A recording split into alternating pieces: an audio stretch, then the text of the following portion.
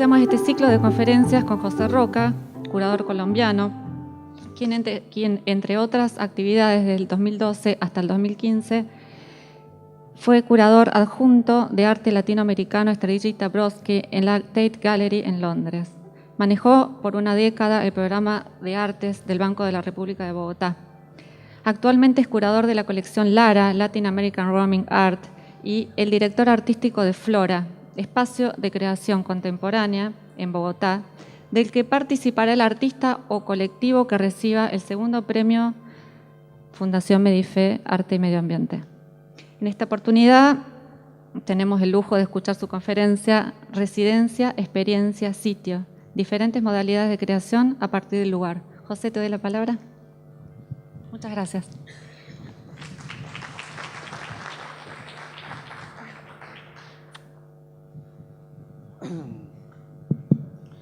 Bueno, muchas gracias por la invitación. Estoy muy contento de estar acá.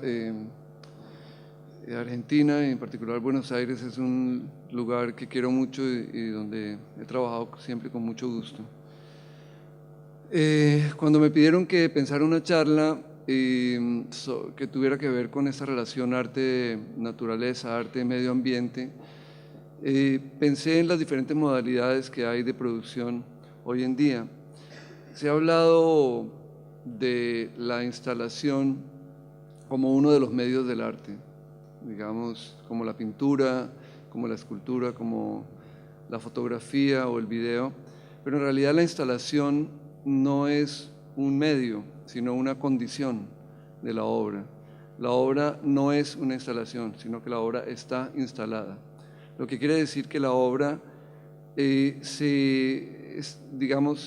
se constituye en su relación con el lugar en donde es exhibida.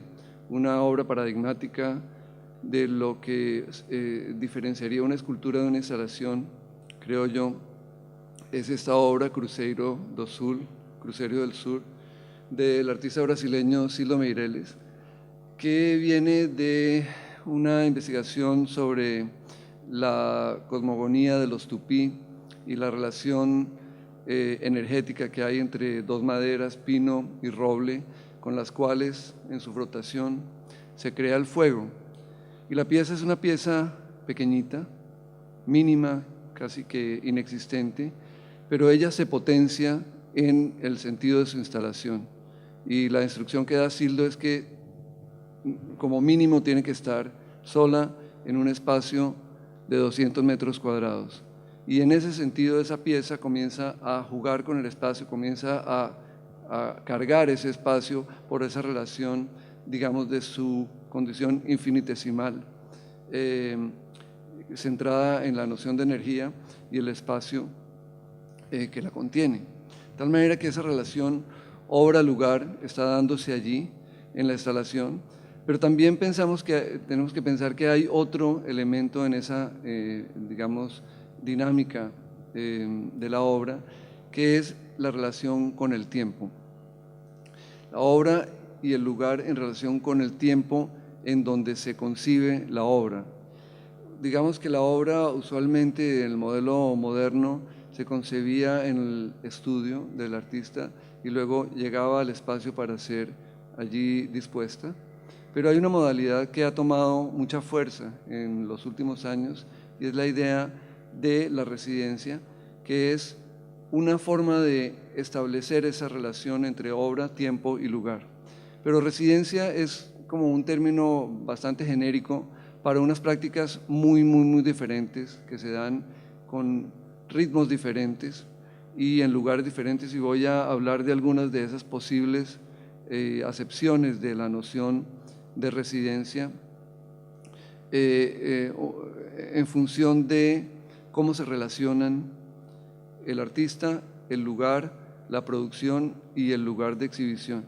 Voy a hablar sobre todo de proyectos en los que yo he trabajado. El modelo más usual es el modelo que se utiliza en casi todas las bienales. Como ustedes saben, las bienales son estos eventos que concentran capital simbólico en un lugar por un tiempo muy corto. Se plantean como eventos, digamos, muy mediáticos, que quieren activar las escenas locales y establecer puentes entre las escenas locales y la escena internacional. Pero el modelo es casi siempre el mismo. Se escoge un grupo de artistas, se los invita al lugar para que lo conozcan. Por lo general hay un marco temático, teórico, que le da como un norte al proyecto. Y los artistas son escogidos porque su obra de alguna manera tiene que ver con ese marco curatorial que sirve para mirar la producción, digamos, de los artistas de una región o del mundo. Pero luego son invitados al lugar para hacer como un reconocimiento del sitio, para conocer el lugar en el cual van a trabajar. Por lo general los artistas vienen un año antes, 6 meses antes, y permanecen entre 2 o 3 semanas. Algunos bienales, como alguna edición que recuerdo, la Bienal de Estambul, se planteó de una manera más radical como el tema de la Bienal era Estambul, y planteaba que los artistas tenían que pasar mucho tiempo allí para digamos, no llegar a soluciones demasiado epidérmicas basadas como en una primera mirada. Porque el peligro que tiene el modelo es que el artista, que viene como un observador privilegiado y agudo, llegue a un lugar, identifique un rasgo cultural que le parece interesante, lo eleve a categoría de síntoma y trabaje sobre ese rasgo cultural. Pero ese rasgo puede ser un rasgo realmente bastante superficial, porque no ha tenido tiempo de procesarlo y no ha tenido tiempo realmente de cavar más hondo para encontrar cosas un poco más, digamos, más profundas. De tal manera que este modelo plantea eso: un primer reconocimiento de sitio, identificación del lugar, identificación de características del lugar, de problemáticas, luego un tiempo de producción y luego da eso como resultado una obra, que es lo que se presenta en estas bienales. No solamente funciona para bienal, pero usualmente el modelo de bienal funciona así. Este es un proyecto en el cual participé como co-curador, fue la Bienal de Sao Paulo en el 2006, y entre los artistas que invitamos estaba Meshach Gaba, un artista africano de Benín, que vive entre Benín y Ámsterdam, o vivía en ese momento allí, no sé dónde esté ahora, y él escogió, haciendo una pesquisa puramente de internet, mirando diferentes posibilidades de localidades a las cuales ir en Brasil, decidió claramente ir a un lugar que tuviera una tradición de inmigración africana fuerte, y también vio en la arquitectura de Recife, que fue donde terminó yendo, relaciones con la arquitectura holandesa. Y entonces decidió ir allí a hacer un trabajo, una gran maqueta hecha en azúcar, estableciendo una relación entre su lugar de origen, las razones por las cuales fueron traídos los esclavos a Brasil, y digamos la fuerza esclava como, y las fortunas derivadas de la caña de azúcar como los motores de producción de la ciudad. De tal manera que esta pieza, que era muy bella, digamos que tomaba un rasgo, podríamos decir, bastante evidente, y lo procesaba a través de una práctica que ya preexistía en una pieza pues de una gran efectividad mediática, sobre todo, y de una gran potencia visual.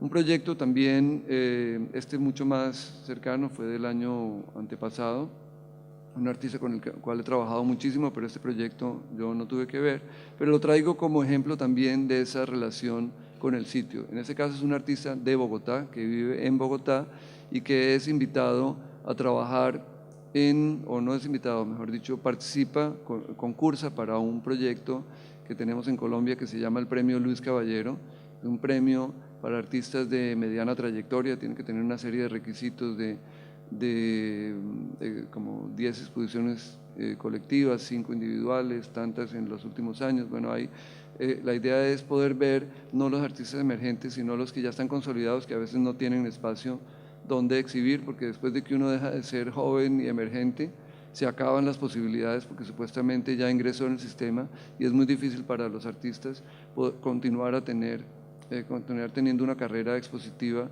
después de cierto momento. Entonces el premio Luis Caballero usualmente se hacía siempre en el mismo espacio, una exposición tras otra, y luego se daba un premio a la mejor exposición. Los artistas participan, se ganan un dinero, una bolsa de trabajo.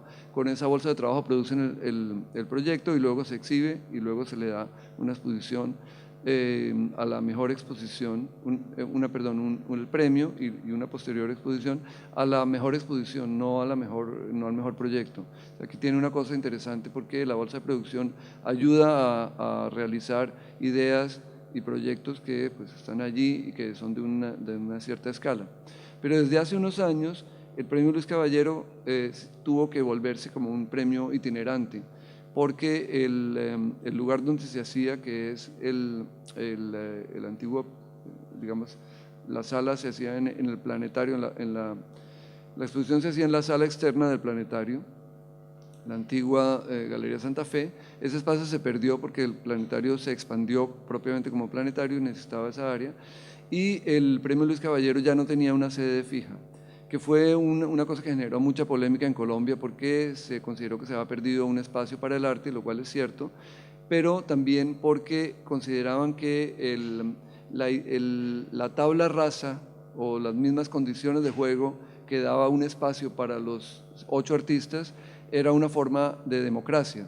Yo argumenté todo lo contrario, me parecía que ese espacio, la gran mayoría de los artistas lo único que hacían era luchar contra él, porque es un espacio así curvo, imagínense el anillo exterior de un planetario, y había muy pocas obras que realmente sacaban provecho de un espacio muy idiosincrático, y la mayoría estaban solamente tratando de sobrevivir como propuesta artística dentro de un espacio que no les era propicio. Lo que por fuerza llevó a que en esta edición del premio Luis Caballero los artistas tuvieran un dinero para alquilar o conseguir un espacio y allí realizar su propuesta. Y eso realmente potenció de una manera increíble el proyecto, porque los artistas buscaron lugares que fueran adecuados para su propuesta, y en algunas ocasiones, como por ejemplo cuando Alberto Baraya trabajó en la Quinta de Bolívar de Bogotá, trabajando en función del significado propio que tienen esos sitios, que muchos de ellos son cargadísimos y que no son espacios de arte. Juan Fernando Herrán trabajó en este lugar, que es el Monumento a los Héroes de la Independencia. Es un hito urbano muy importante, porque ahí termina la avenida Caracas, que es una de las avenidas más importantes, y comienza o se convierte en la autopista norte, de tal manera que es un punto realmente neural de la vida de la ciudad. También ahí comienza la autopista Medellín, en el otro sentido, y había permanecido así desde que lo hicieron en los años 50, iba a tener un uso, pero eso no se pudo hacer, bueno, las cosas típicas que pasan en nuestros países, pero alguien se percató que ese gran monumento era hueco por dentro y que nunca se había utilizado el espacio. Entonces ya se habían hecho en dos ocasiones, 2 exposiciones, y él decidió trabajar con el significado mismo del monumento, pensándolo como el contenedor ideal para un proyecto sobre la idea de monumento mismo. Y lo que hizo fue copiar a la escala real los monumentos de muchas estatuas, bustos, estatuas ecuestres, etcétera, que hay en las plazas de Bogotá. Muchas de ellas, por su forma, claramente son monumentos neoclásicos, y otros son más modernos, y produjo una gran cantidad de ellos en esta madera que parece como huacales, como si fuera para guardar algo, y esta pieza estaba colocada en la base, en el interior de este gran monumento, acompañado de un video que contaba la historia de una estatua que fue encargada y que tardó años y muchas vicisitudes para poder llegar hasta Santa Fe de Bogotá para poder ser erigida. Entonces, un ejemplo de ese reconocimiento de sitio, producción local y realización de obra. Otro ejemplo muy interesante de esa idea de reconocer un sitio, mirar su especificidad y trabajar, es el proyecto paracaidista de Héctor Zamora. Héctor Zamora, bueno, lo pongo más como ejemplo, hizo como una especie de parásito con materiales de reciclaje en el Museo Carrillo Gil, y luego vivió allí en ese lugar por un tiempo. Cuando lo invitamos al encuentro en Medellín en el 2007. El encuentro en Medellín sucede en una de las áreas más difíciles de la ciudad, donde queda el Museo de Antioquia. Esta era la primera edición, y el tema era la relación entre hospitalidad y hostilidad. El encuentro lo hicimos un grupo de curadores, yo hice como el proyecto original y luego invité a otros co-curadores y trabajamos sobre esta idea de recuperar la tradición de las Bienales de Coltejer, que fueron eventos de arte muy importantes que se hicieron a finales de los 60, en el 68, 70, 72, y luego años después, en el 81, se hizo la última versión. Y esto era recuperar esa tradición del gran evento de Medellín, en el que ponía a Medellín en relación con el resto del mundo, porque lo que había pasado en esos 25 años era que Medellín se había encerrado en sí misma. Había no solamente a lo internacional, sino inclusive a lo propiamente nacional, artistas como Doris Salcedo, Óscar Muñoz, Miguel Ángel Rojas, José Alejandro Restrepo y un largo etcétera de los artistas que constituyen lo que podríamos llamar el canon contemporáneo colombiano, no habían expuesto allí. Era absurdo que la segunda ciudad del país no estuviera abierta a estos artistas. Entonces, esta idea de espacios de hospitalidad se llamaba. Quisimos llevarla a la práctica, viendo la tensión que hay entre anfitrión y huésped.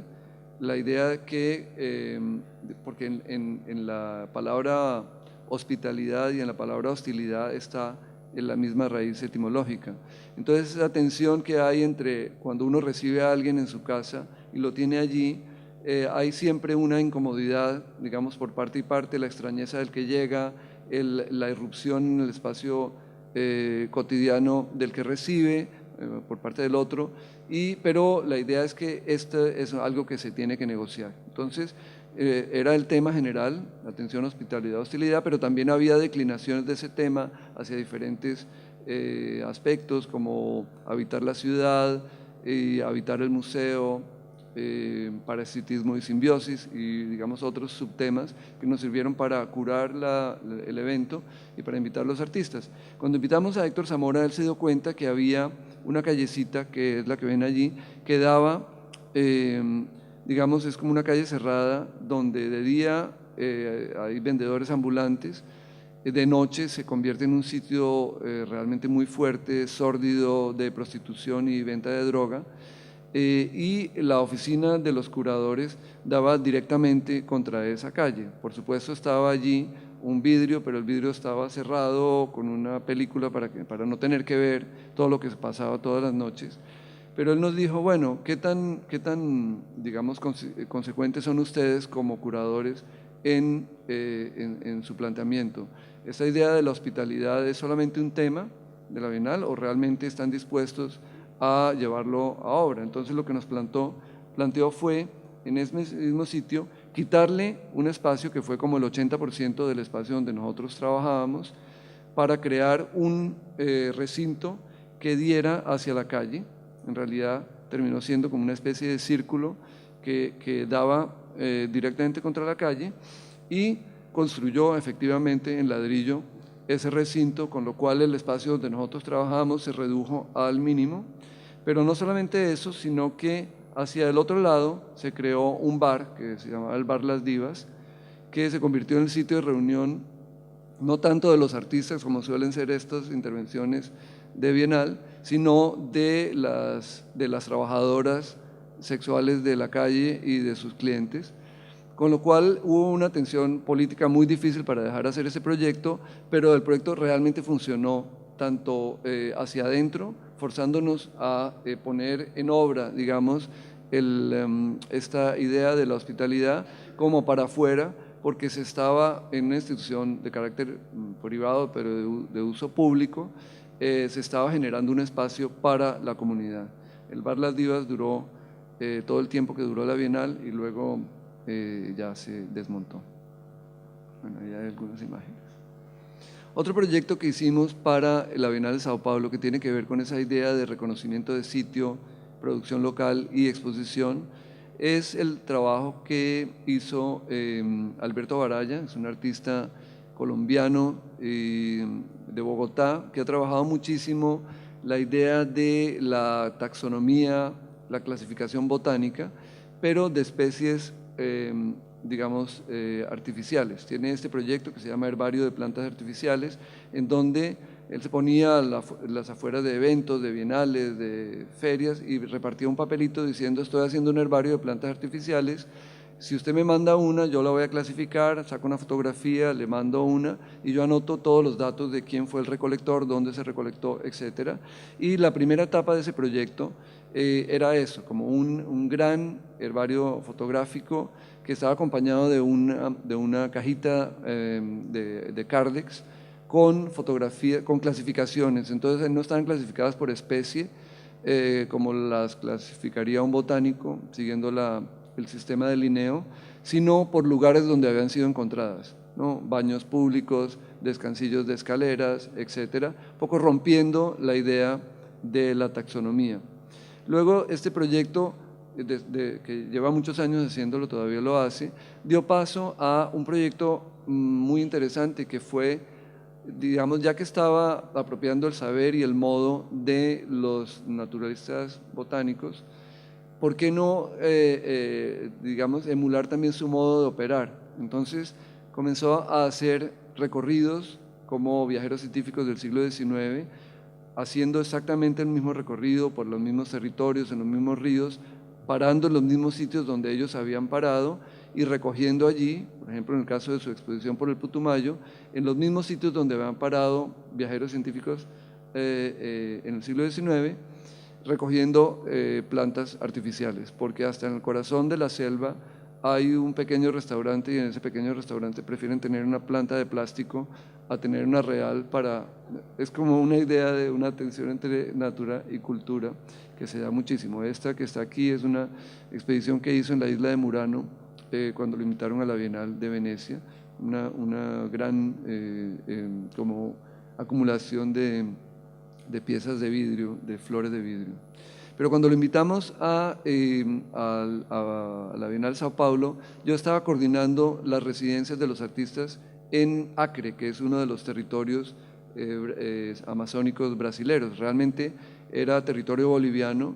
En el boom del caucho en el siglo XIX, los caucheros ocuparon este territorio porque el caucho se hizo cada vez más escaso en las cercanías a Manaos, entonces fueron penetrando el territorio y llegaron a este lugar y cuando Bolivia trató de expulsarlos, ellos estaban armados y se repelieron al ejército boliviano y se declararon una república independiente, que solo duró 3 años, de 1901 a 1904, y luego fue anexado por Brasil y ahora es un estado. Pero entonces tiene esa como mito fundacional basado en la explotación del caucho, que en realidad fue una expoliación de territorio de otra nación, pero bueno, allá está muy arraigado ese mito fundacional. Entonces, pero ya no hay explotación de caucho, o por lo menos ya no es un renglón fuerte de la economía.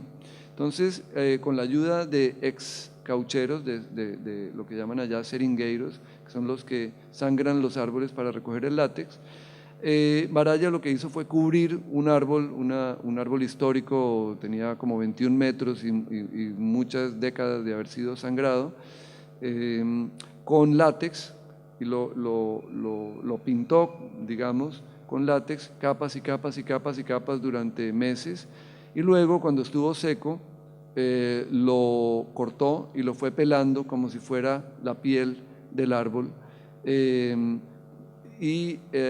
arrancándolo poco a poco, y el árbol, claro, se trae la memoria de la explotación, que fue una doble explotación, la explotación propiamente natural del recurso del látex, pero también recuerda las marcas dejadas en el cuerpo social, puesto que cuando los ingleses se llevaron las plantas de caucho de Brasil hasta Malasia y lograron establecer allá plantaciones donde los árboles estaban cada 5 metros, quebraron completamente el negocio del caucho para Brasil, para los varones del caucho brasileros, y la única forma que tuvieron de competir con esa lógica fordista de explotación en serie era reduciendo el costo en la base, y la única forma de hacerlo fue esclavizando a los pueblos indígenas para que explotaran ese segundo boom del caucho de los años 30. Estuvo hecho a partir de decimar los pueblos indígenas, y hay muchísima literatura, particularmente en Colombia, en Perú, sobre ese periodo tan difícil de la Casa Arana. En todo caso, la pieza de Alberto era un árbol de 21 metros hecho de caucho, de látex, que estaba allí tirado como si fuera una piel de una serpiente o tal vez un río. Y había otra pieza, esta que estaba, era solamente la parte de abajo de otra seringueira muy grande y muy llena de marcas, que estaba puesta en relación con una pequeña mini retrospectiva que hice de un artista autodidacta que se llamó Elio Melo, que tiene una obra fantástica, como mapas mentales de la selva. Él era cauchero y luego comenzó a pintar de manera espontánea y realizó una obra muy interesante sobre la vida del cauchero en la floresta, con una especie de mapa en donde el árbol se convierte en un mapa de tiempo, pues es una jornada, y cada ramita es uno de los árboles que le tocaba sangrar, y es un mapa de espacio también porque son las rutas que él tenía que tomar en la selva. El segundo modelo de residencia es entender la residencia como una experiencia, pero también tener, es un modelo que yo inventé y ahora voy a explicar un poquito por qué, tener una obra que ya existe, tener la posibilidad de una producción local y tener como resultado una exposición. El problema de las residencias de corta duración es que, a menos de que uno tenga la posibilidad de traer al artista luego, un tiempo después, no hay forma de procesar esa información tan rápido como para producir una exposición. Una residencia de corta duración, pues salvo que el artista tenga un modo de hacer y venga con un proyecto muy preciso, es muy difícil que dé como resultado, después de 2, 3, 4 semanas, una exposición. Pero me invitaron a que pensara un proyecto para internacionalización del arte colombiano, que hiciera como una gran exposición de arte colombiano, y yo dije que no me interesaba hacer ese modelo. Me parecía que no era un modelo interesante, o por lo menos para mí no, y les propuse más bien hacer otra cosa. En vez de hacer una exposición de arte colombiano que itinerara a varios sitios, para esa idea de la internacionalización, porque era un proyecto que íbamos a hacer entre la ciudad de Bogotá y el Ministerio de Relaciones Exteriores, les propuse hacer más bien un proyecto en donde hubiera 6 artistas de más o menos la misma trayectoria. Yo conseguí 6 lugares en diferentes partes del mundo que recibirían a esos artistas por un mes, y después del mes harían una exposición con los resultados de su experiencia. Pero como ya lo dije, un mes es muy corto, entonces pensé que los artistas llevarían además, digamos, los artistas llegarían al sitio, pero además yo curaría una pequeña muestra de su trabajo que yo lo llamé el núcleo, the core. Ese núcleo viajaba en una caja para cada artista, llegaba al sitio antes de que el artista llegara, y era como su seguro de vida, ¿no? Estaba ahí el núcleo. Y entonces el artista podía trabajar y podía hacer lo que quisiera. Podía dedicarse a conocer el lugar, podía dedicarse a trabajar si digamos, ya tenía una idea muy precisa y podía producir directamente, o podía, y al final de la residencia, al final del mes, tenía 3 opciones. Una, exhibir el núcleo. Ya venía en su caja, lo distribuía y ya quedaba con una exposición y le quedaba la residencia como experiencia. O bien podía exhibir el núcleo y adjuntarle alguna pieza que hubiera realizado durante la residencia, un conjunto de dibujos, una pieza escultórica, etcétera, pero ya el grueso de la exposición estaba garantizado por el núcleo. O bien, si era muy prolífico, podía dejar el núcleo guardado en la caja y exhibir toda la producción que realizara durante la residencia. Entonces escogí a estos 6 artistas: Johanna Calle, Gabriel Sierra, Mario José Arjona, que es un artista que trabaja en performance, Mateo López, Delcy Morelos y Luz Ángela Lizarazo, 6 artistas que ya tenían una cierta trayectoria, y contacté a personas que conocía, con las cuales ya había trabajado, que dirigen pequeños espacios independientes en estas ciudades, uno en Vietnam, en Israel, el Jerusalem Center for the Visual Arts, está un sitio que se llama 7213 en Singapur, que es un lugar dedicado más bien al teatro y a las artes vivas. L'Appartement 22 en Marruecos, en Rabat, que es un espacio, el clásico espacio independiente, pero en un lugar del mundo donde no hay mucho. CERN Modern en Turquía, en Ankara, y Gertrude Contemporary en Melbourne, en Australia. Entonces la idea era que cada artista iba a 2 sitios y cada sitio recibía a 2 artistas, de tal manera que al final del año, pues los artistas todos habían tenido 2 lugares de exposición y los espacios habían recibido a 2 de ellos. Obviamente hay una lista larga que hace Harald Seaman de lo que es un curador. Dice que el curador es el museógrafo, que es aquí, que es allá. Le faltó poner agente de viajes, ¿no? Que fue lo que yo me convertí, porque era una logística imposible de saber que ya va para allá, que tú cuando puedes, que no sé qué, que le emitieron el pasaje, que está en tránsito, que no sé qué. Bueno, eso fue, nunca vuelvo a hacer ese proyecto. Ese es de los proyectos más difíciles que he hecho en mi vida en términos de la logística, pero funcionó bastante bien. Lo llamé Hexágono Irregular, Arte Colombiano en Residencia. Eran estas 6 aristas, 6 espacios, 6 artistas, pero no todos ellos iban al mismo sitio. Entonces había unos cruces en espacio y en tiempo durante un año que fueron muy interesantes. Delcy Morelos, que es una artista que trabaja sobre identidad ligada a la pintura, piel, trabaja con los colores de la piel de ella, es una pintura muy fluida que genera como unas capas que casi hace sentir los humores del cuerpo, que ha llevado recientemente más hacia la instalación en el espacio de estos cordones pintados con capas y capas y capas de pigmento hasta que uno puede penetrar como una especie de laberinto y se constituyen en una especie de entrada al cuerpo como si fueran vísceras, o trabajos con el cuerpo mismo de la pintura, trabajando con, una vez que quita la capa vegetal, saca la tierra mineral que está debajo, con esa tierra y un aglomerante pinta lienzos con muchas capas de pintura muy delgada, y luego corta esos lienzos en tiras como si fueran cinturones, que luego pone uno encima del otro, clava puntillas, clavos a la pared, y luego deja que ellos caigan por su propio peso, tomando unas formas como si fueran unos signos en el espacio por el peso mismo de la pintura, como cuerpos.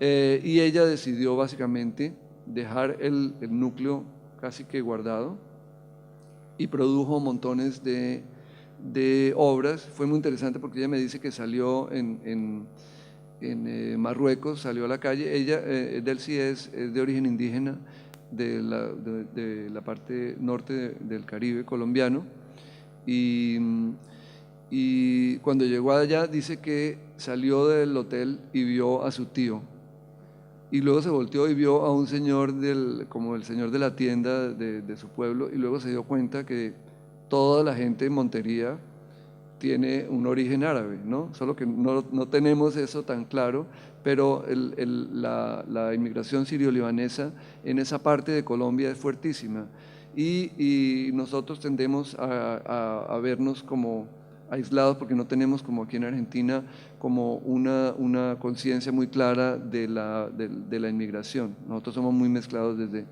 el siglo XVII en adelante. En Colombia nunca hubo una política grande de inmigración. En todo caso, fue muy interesante para ella trabajar en Marruecos con la idea de identidad ligada a la tierra y a la piel. Además, el norte de África es, como todos saben, muy árido y muy... estos tonos siena, tierra, están allí.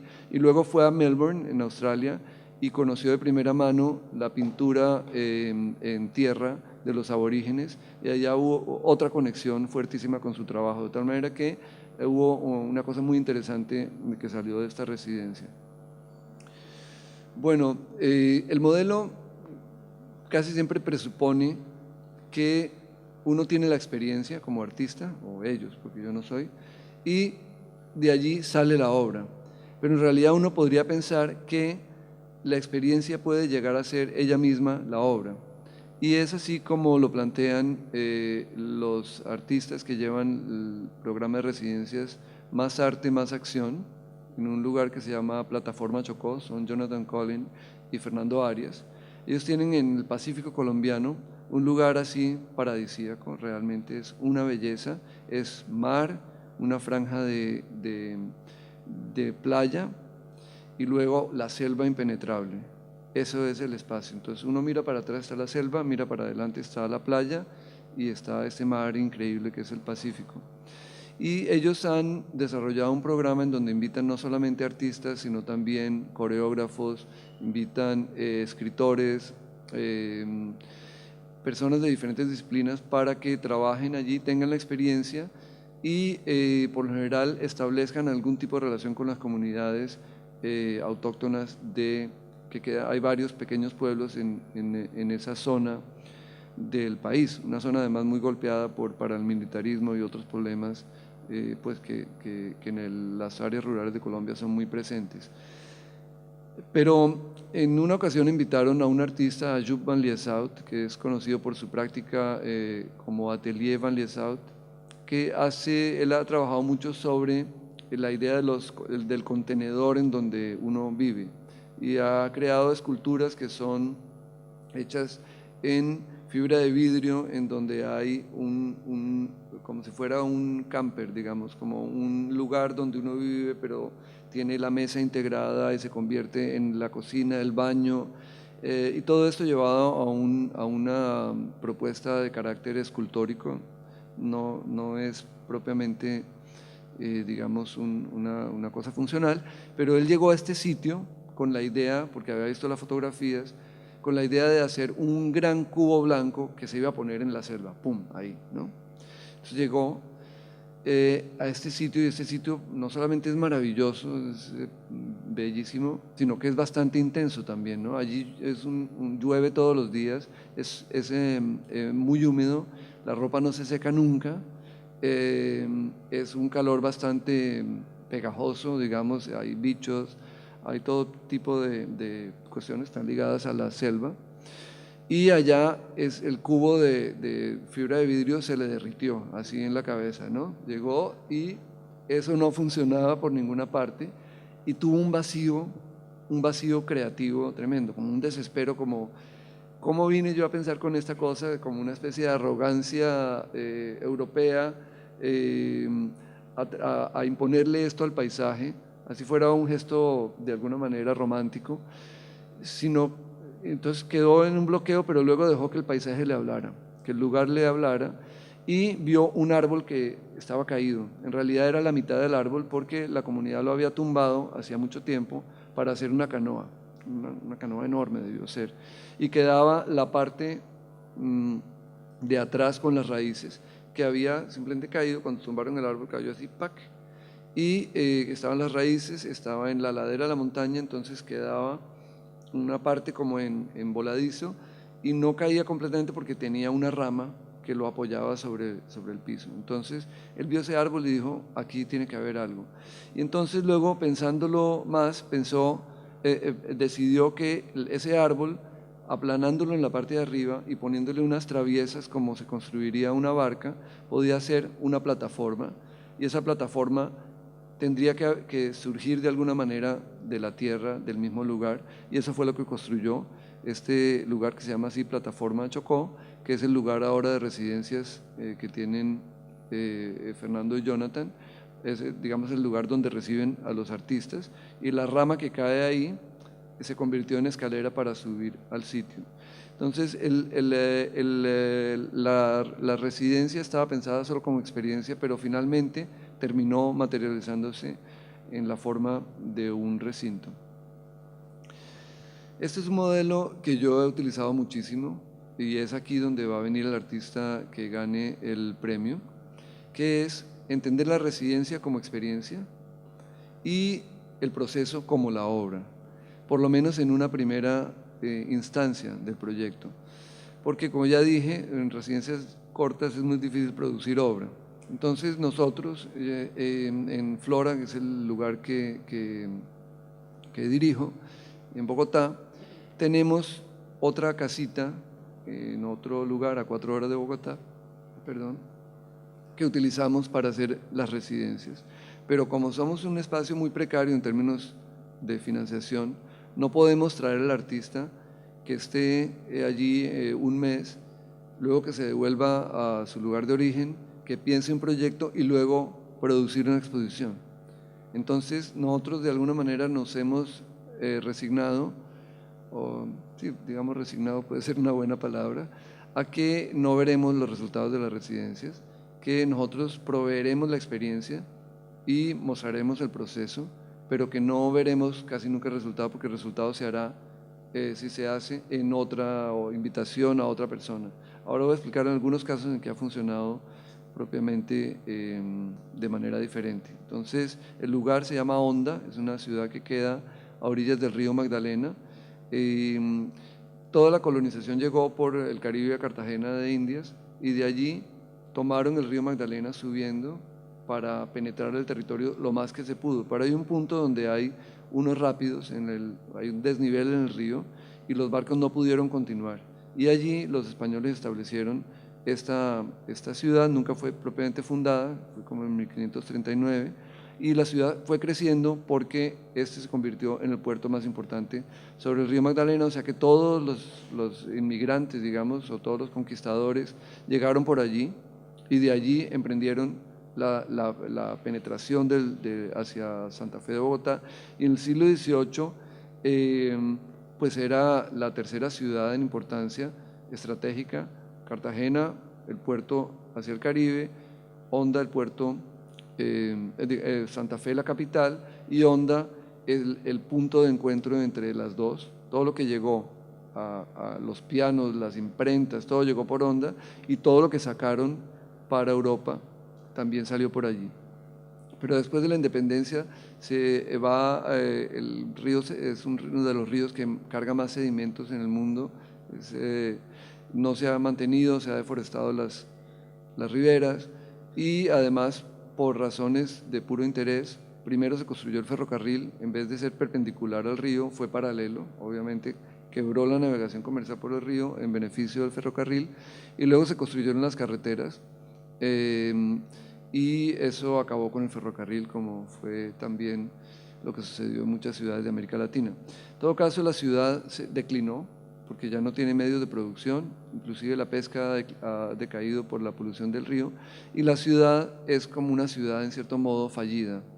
Entonces no hay muchas oportunidades de trabajo, lo que la hace una ciudad difícil, pero sigue manteniendo su gran belleza como el casco colonial. Y nosotros habíamos comprado esta casa como una casa de recreo, pero decidimos ponerla al servicio del proyecto, y es allí donde traemos a los artistas. Los artistas residen en la casa, tienen un espacio que es a la vez como un salón de reunión y un sitio de trabajo. Tienen también, hay 3 habitaciones, tienen una pileta y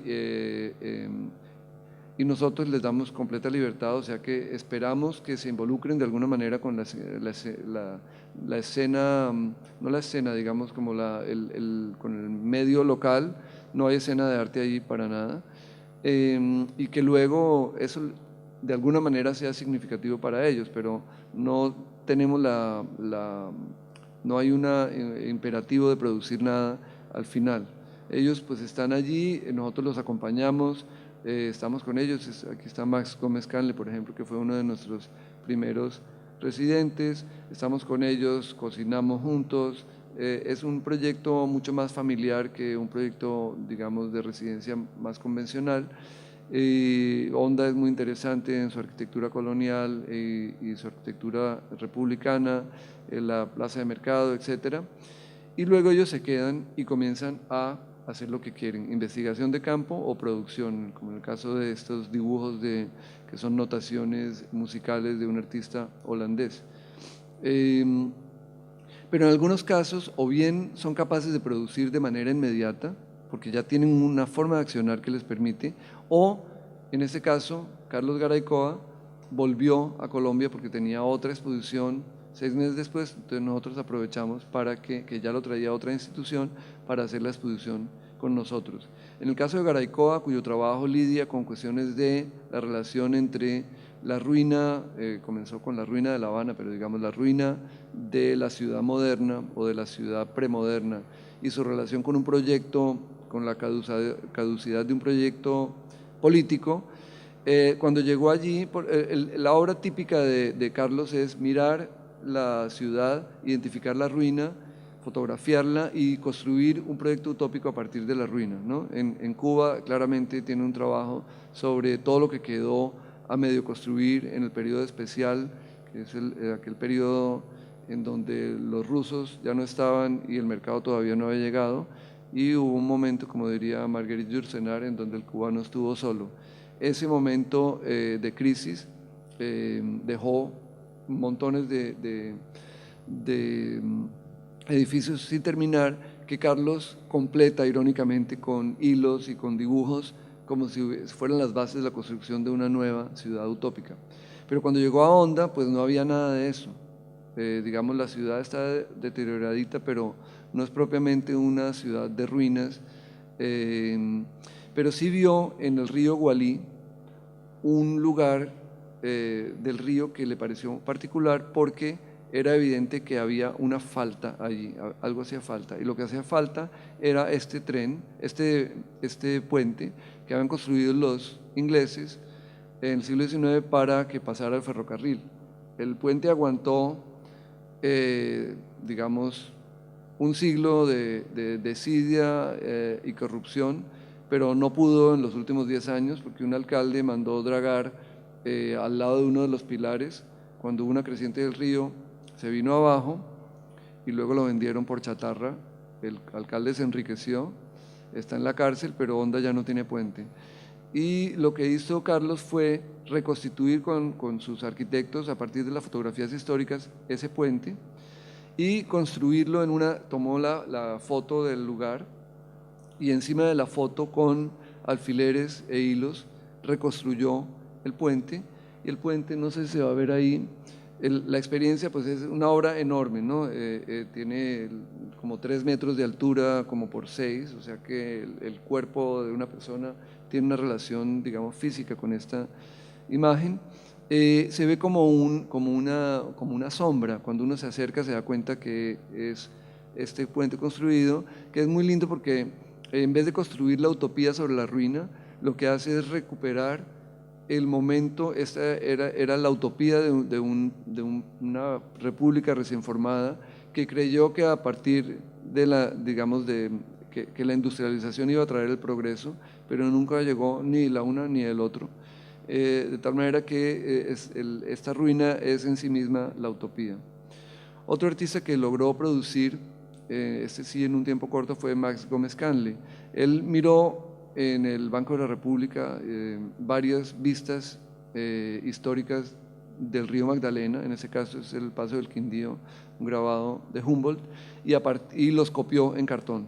Hizo unas copias fidedignas de esas pinturas, luego las recortó y las utilizó para mirar el río Magdalena hoy en día, sobreponiendo, digamos, utilizando la pintura de paisaje como un dispositivo histórico para mirar el presente. Esa es la pintura de Humboldt y esta es una pintura de Jesús María Zamora, un pintor romántico del cambio de siglo. También Gabriela Albergaría fue una artista portuguesa que estuvo el año pasado en Flora e hicimos la residencia, tuvo su experiencia allí. Olvidé contar que por lo general después de las 3 o 4 semanas vuelven a Bogotá, y lo que presentamos en Bogotá es lo que llamamos nosotros una puesta en público del proceso, no obra necesariamente, y puede ser la forma de una conferencia que cuentan qué fue lo que hicieron, o puede ser un borrador de la película en que están trabajando, o puede ser una serie de dibujos, o puede ser un storyboard de un filme, etcétera. Casi nunca obra terminada. Eso fue lo que pasó con Gabriela Albergaría, pero luego teníamos la posibilidad de retrabajar los resultados de la experiencia para hacer una exposición en la Fundación Eugenio de Almeida en Évora, en Portugal. Yo hice la curaduría y era un trabajo, una serie de trabajos en torno a su residencia en Honda, pero puesta en relación con otras residencias que ella había hecho en otros sitios. El título, Finalmente en la naturaleza, es una anécdota de una persona que estuvo navegando por el Amazonas, y cuando llega a Manaos ya estaba como desesperada, ¿no? y entra a un jardín muy arregladito y dice, ay, por fin naturaleza, ¿no? Como la idea de algo normado. Entonces hizo esta pieza que se llama línea de tiempo, que son diferentes maderas recolectadas a orillas del río Magdalena, que están flotando en el espacio, generando como una línea, digamos, geológica. Este trabajo, que son una serie de cubos, son como 700 y pico pequeños cubos, que algunos de ellos tienen semillas, que recogió allí también, y que están, digamos, como la racionalidad de la pieza cuando se instala, poco a poco se va comprometiendo cuando las semillas comienzan a germinar. Y esta pieza, que es lindísima, que es un árbol que ya estaba condenado, que tuvimos el permiso de cortarlo, y el árbol está metido dentro de una formaleta de 1 metro por 1 metro por 1 metro, es 1 metro cúbico, y está, digamos, va reduciendo el tamaño. Abajo están las 4 partes más grandes, luego las 8 o 10 partes más pequeñas, y termina con las ramas, pasando de la forma orgánica a una forma confinada por la geometría. Bueno, voy a ir más rápido ya para ir cerrando.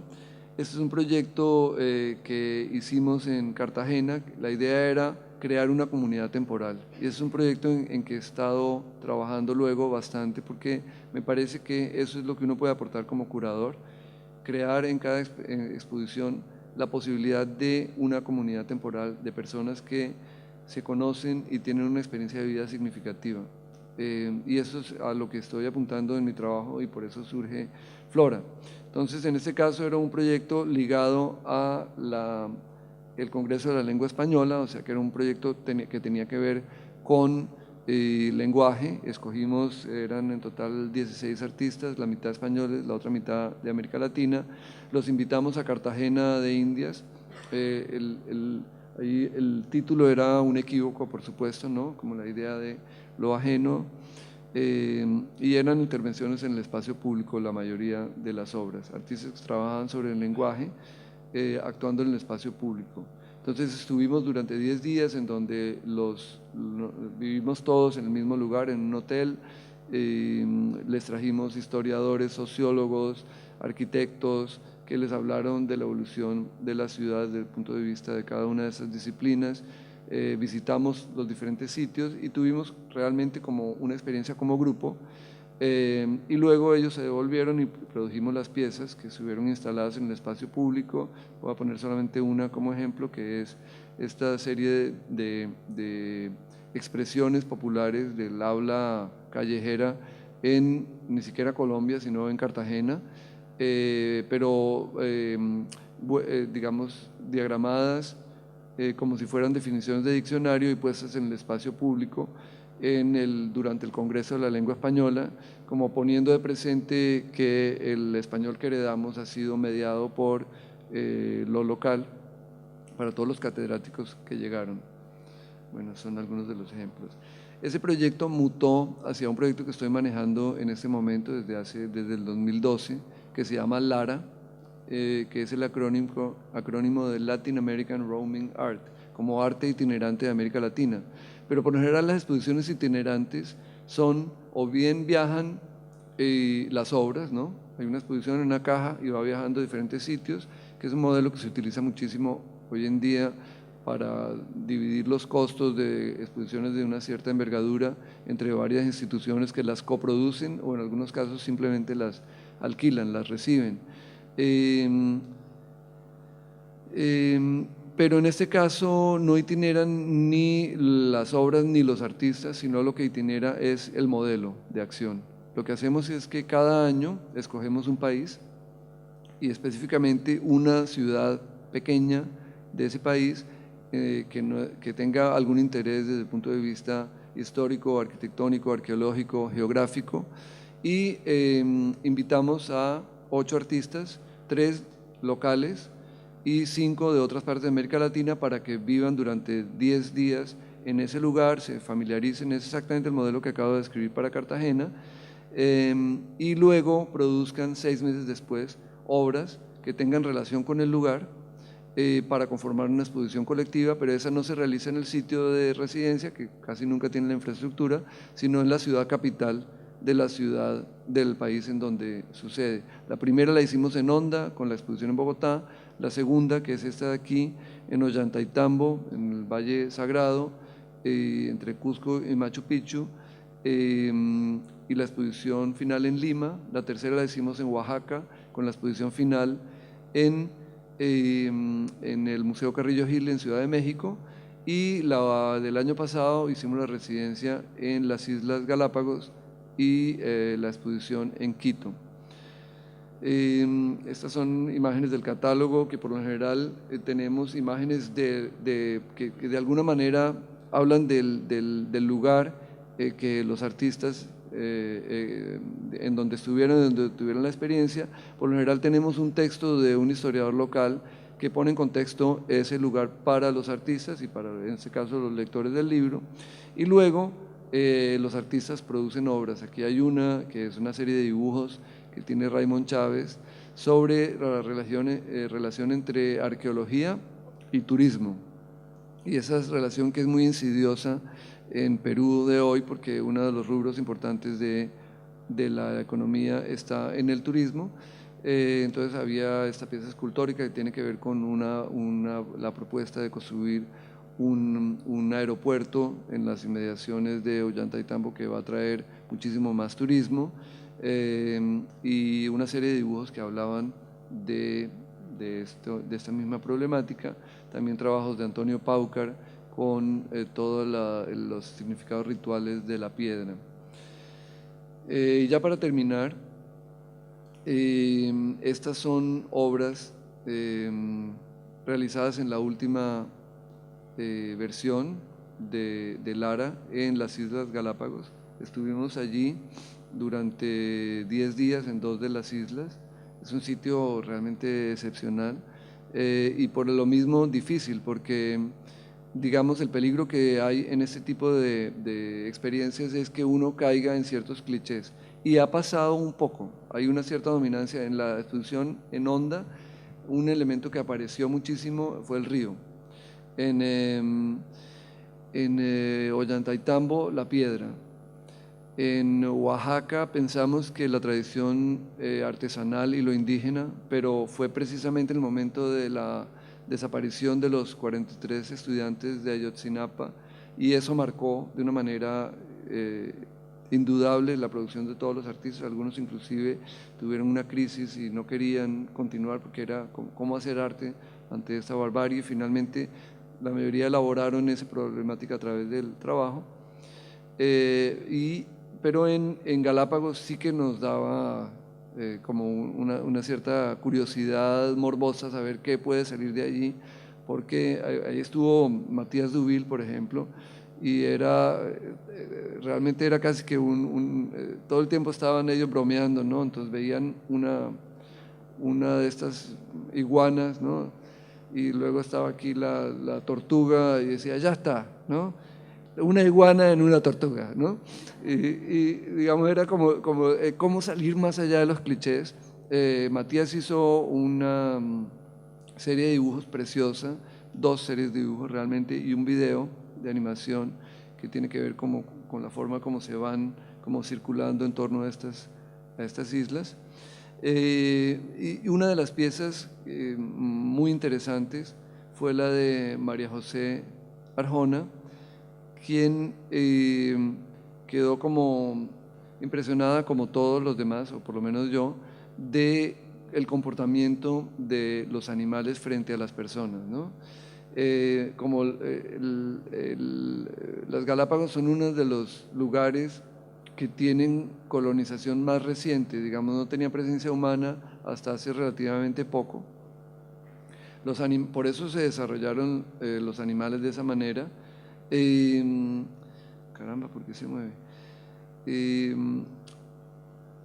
Los animales no le tienen miedo a uno. Uno va en Colombia, si uno se le acerca a una iguana, la iguana sale volando porque sabe que le van a tirar una piedra o le van a hacer algo, ¿no? Pero allá no, los animales uno les pasa al lado y ellos a veces levantan una ceja, pero de resto no. Y eso es particularmente cierto con los leones marinos, que están allí como descansando, suben, están entre las personas y luego se van cuando quieren. Entonces ella hizo un proyecto que es en realidad una estación sonora, que es la que vemos acá, que es como un gran campo hecho de botellas que cuelgan del techo y los hilos conforman una especie de bruma, como de atmósfera, pero hay un sonido y el sonido al principio uno puede no darse cuenta, pero el sonido proviene de ella es performer de larga duración, son performances que duraban todo el día, desde que abría el museo hasta que cerraba, y se está moviendo, haciendo una especie de coreografía que tiene que ver con los movimientos de los leones marinos. Pero al moverse, como el espacio es tan pequeño, está tocando las botellas con su cuerpo, generando una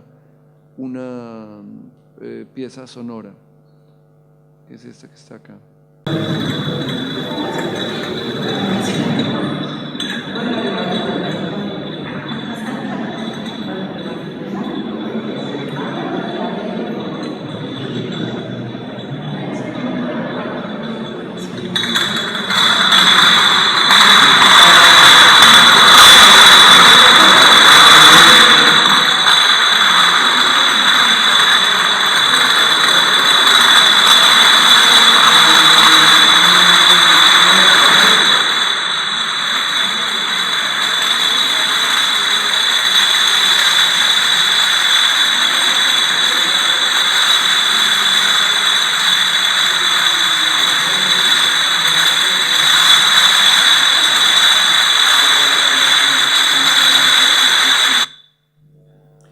Bien. Para terminar, voy a hablar de un proyecto en que estamos trabajando, en donde se entiende la residencia ya a largo plazo, porque hay ciertas cosas que definitivamente no se pueden hacer en el corto plazo, son imposibles, y una de ellas es un jardín. En el lugar nuevo que tenemos en Flora, es un edificio de 4 pisos donde tenemos una biblioteca, 14 talleres para artistas que damos como becas de 1 año, y en la terraza yo quería hacer un jardín, pero no quería hacerlo yo, quería que fuera de alguna manera una propuesta de un artista. Entonces, pues así era como lo teníamos originalmente, le pusimos una impermeabilización y le pusimos tierra, pero luego venía quién lo podría hacer y cómo. Y invitamos a Nicolás París. Nicolás es un artista que tuvo formación como arquitecto y que tiene mucho interés en la forma como uno aprende, y piensa que el arte puede ser una instancia de aprendizaje y de conocimiento. Es conocido este proyecto que se llama Doble Faz, es un libro en donde las esquinas se doblan y al doblarse cambian la percepción de lo que está sucediendo en el dibujo. Entonces está una nube, pero al doblarla la nube se convierte en un rayo, etc. Tiene muchas piezas que están hechas a partir de instrucciones, en donde el espectador coge una de las hojitas y realiza la pieza por sí mismo. Y muchas de sus instalaciones son, a la vez que instalaciones artísticas, son aulas de clase, y sus mesas semejan mesas de trabajo, pero en realidad están planteadas como un display de diferentes elementos escultóricos que ayudan a comprender cosas. Inclusive sus dibujos muy sutiles tienen que ver con observaciones sobre la naturaleza o sobre los objetos. Por ejemplo, esta hoja en donde une el punto donde sale la ramita, digamos de donde sale la hoja, con los puntos de donde la hoja cambia de forma, y cuando traza las paralelas le da un ángulo que es siempre constante en la naturaleza. Esa observación se da en estas obras que son características de su trabajo, que son ramas que cuelgan del techo. Cuando uno se acerca a ellas, él ha ido amarrando las puntas y siempre le dan los mismos ángulos. La naturaleza crece de esa manera y es algo que se da también en el ángulo que tienen las manos de manera natural, el ángulo que tienen las hojas, el ángulo que tienen las ramas y también la forma como se abren los ríos. Hay una idea de fractalidad allí ligada a la geometría de la naturaleza. A él lo invitaron el año pasado a hacer un proyecto en NS Arte, que es un espacio independiente de arte en Bogotá, y él planteó hacer como jardín temporal. Consiguió muchas maderas de casas que habían demolido en diferentes barrios de Bogotá y construyó como una gran plataforma. Ese lugar tiene un piso de cemento y entre la plataforma y el piso de cemento puso tierra y la tierra aquí estaba en construcción, salía en algunas partes, otras estaban cubiertas la gran mayoría por la madera y por en los intersticios salía pasto y fue creciendo ese jardín, pero era en interiores, era realmente una imagen muy fuerte porque uno entraba a una galería que conoce como un gran cubo blanco y de pronto había este piso y este jardín que iba creciendo poco a poco, pero duró solamente creo que 4 meses y luego pues la programación del espacio tenía otra exposición. Ahí fue donde hizo la instalación Lampo Jorge Macchi, una pieza preciosa. Bueno, el hecho es que el jardín se desmontó, ¿no? Y entonces quedó esa tierra allí y esas matas, y yo le dije que por qué no hacíamos el proyecto allá en Flora. Entonces él dijo, perfecto, se llevó la maqueta, que es la que está ahí en la mitad de una maqueta que yo había hecho del edificio, y luego hizo un montón de alternativas de qué podría pasar allá arriba. Y todavía en ese momento no se sabe bien qué es lo que va a pasar, porque lo que decidió es que va a ir respondiendo a lo que le diga el uso del lugar. Entonces ahí hay varias alternativas de poner una trama que se va cubriendo poco a poco, poner una especie de cepelín de alambre que luego se cubre de matas y así diferentes modelos de techos. Y por lo que se ha decantado más recientemente es por una especie de techo hecho en fibra de vidrio y paja que se va a hacer utilizando grandes bolas de heno como formaleta y cuando se seque se suben y quedan allí, digamos, integradas con las fibras del heno, como esto. Y también el jardín se va a hacer como un jardín de transición. El jardín de transición es lo que utilizan los botánicos para recuperar sitios en donde ha habido especies foráneas como el pino o el eucaliptus que han acabado la tierra porque como son foráneas proliferan y no dejan que nada crezca debajo. Entonces para recuperar esos terrenos ponen helechos y otro tipo de árboles que unos agarran la tierra y los otros generan un microclima en donde crecen hongos y esos hongos van fertilizando y poco a poco se va recuperando la tierra. Entonces lo que hicimos nosotros primero fue crearle lo que llamaríamos allá en Colombia un potrero, o sea, un sitio lleno de quicuyo, de césped común y corriente, que es lo que él va a tener que recuperar ahora. Entonces lo primero que hizo fue poner unas formaletas, llenar de tierra y poner los helechos y los árboles, que en este caso son unos que llaman arbolocos, para que agarren la tierra y luego dejar que la naturaleza haga su curso. Y lo que ha ido pasando en estos meses es que efectivamente los árboles, los pájaros, las abejas